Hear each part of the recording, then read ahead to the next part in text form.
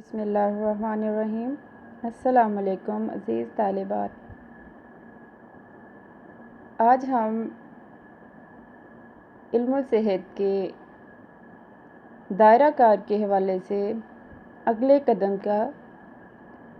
کی طرف بڑھتے ہیں۔ سب سے پہلے جو ہمارے ذہن میں بات آتی ہے کہ اچھی صحت کسے کہتے ہیں؟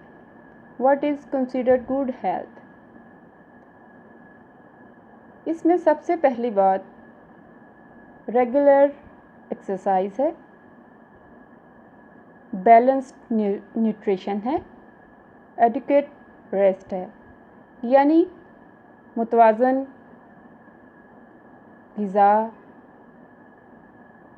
تسلسل سے کی جانے والی ورزش اور قابل حد تک آرام، جو کہ ہمارے لیے روزمرہ کی زندگی میں کام کے بعد ضروری ہے۔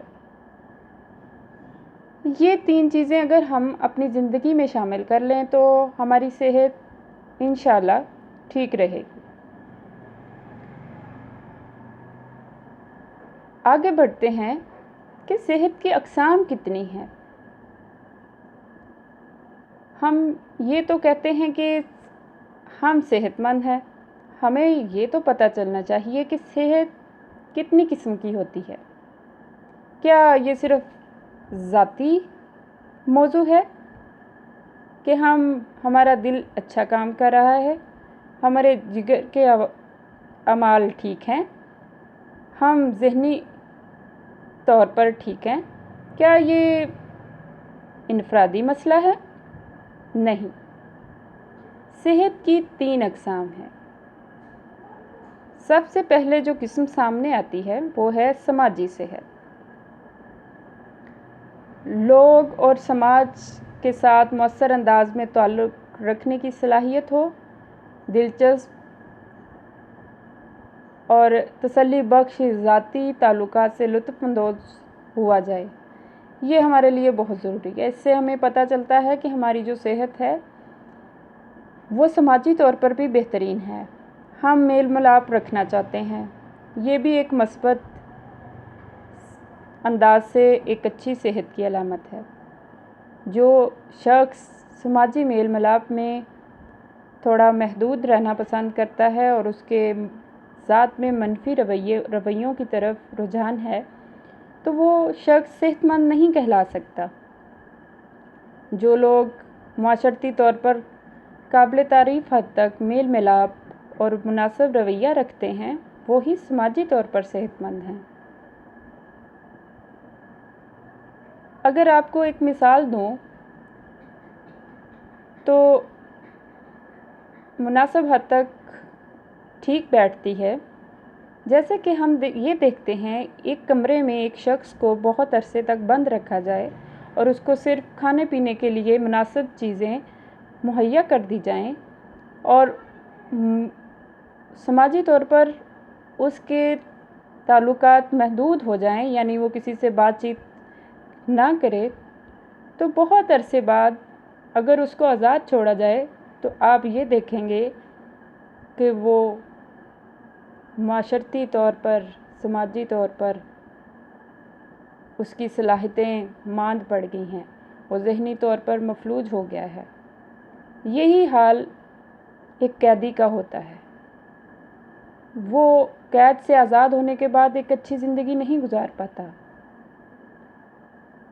ایسے میں سماجی صحت کے لیے ضروری ہے کہ معاشرتی طور پر مناسب رویے رکھے جائیں اور وہی شخص صحت مند کہلا سکتا ہے جو سماجی طور پر میل ملاپ اور تسلی بخش تعلقات سے لطف اندوز ہوتا ہے۔ دوسری بات ذہنی صحت ہے۔ ذہنی صحت مختلف ذہنی بیماریوں سے آزادی، غیر ضروری جذباتی اور نفسیاتی رویوں سے متعلق مسائل سے آزادی کا نام ہے، یعنی ہم ذہنی طور پر مسائل میں الجھے ہوئے نہ ہوں، روزمرہ کے معمولات اور چیلنجز سے ہم عہدہ برا ہو سکیں، اس میں کسی قسم کی رکاوٹ یا منفی رویے کی طرف رجحانات نہ ہوں۔ جسمانی صحت تیسری قسم ہے۔ بغیر تھکاوٹ کے آرام اور روزمرہ کے لیے معاملات کی تکمیل توانائی کا استعمال اور بیماری اور سماجی معذوری سے بچاؤ کا نام ہے۔ اب جو شخص صبح اٹھے اور یہ بولتا ہو کہ اسے اٹھا نہیں جا رہا، اس سے یہ کام نہیں ہو رہا، اس سے وہ نہیں ہو رہا، اور ناشتہ بھی وہ ٹھیک انداز سے نہیں کرتا، جیسے کہ کہا جاتا ہے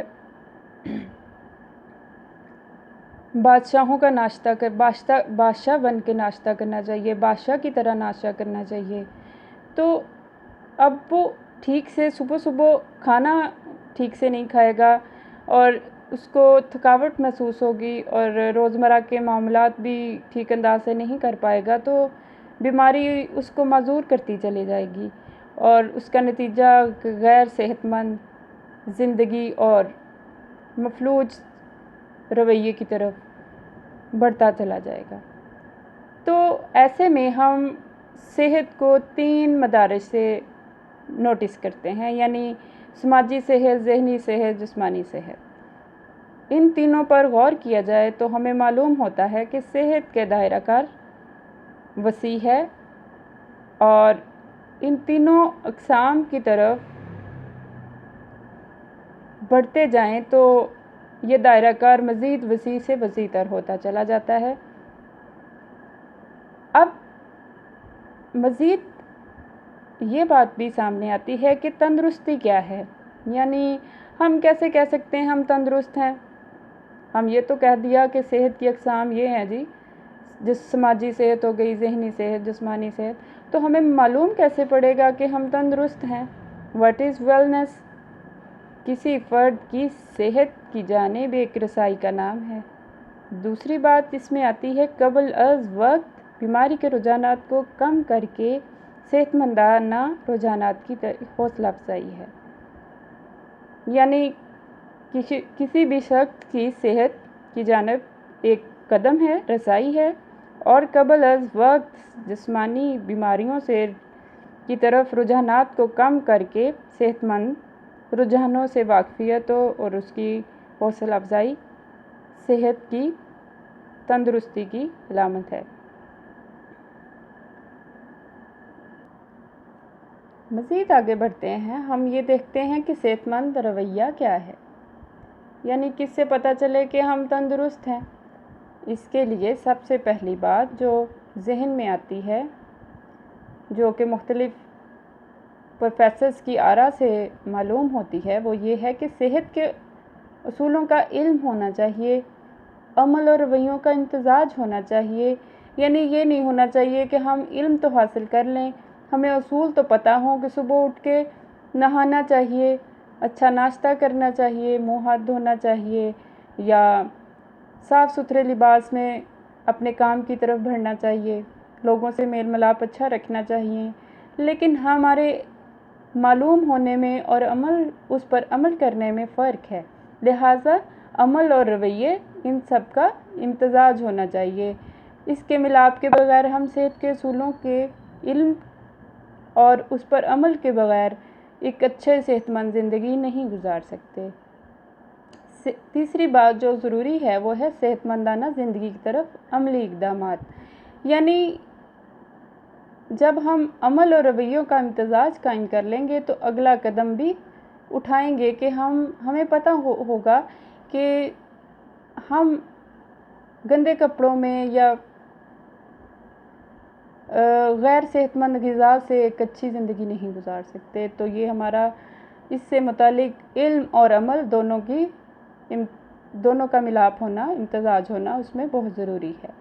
اب صحت کی بہتری کی جو سب سے پہلے اصطلاح ہمارے سامنے آتی ہے، یعنی ہیلتھ پروموشن، اس کی اصطلاح 1970 میں آئی تھی، یعنی ہمیں بہتر انداز سے یہ 1970 میں بتایا گیا۔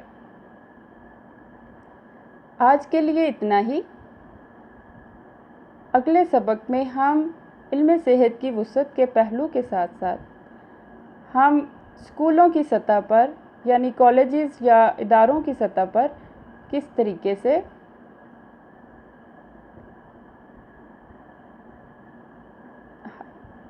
صحت کے علوم سے واقف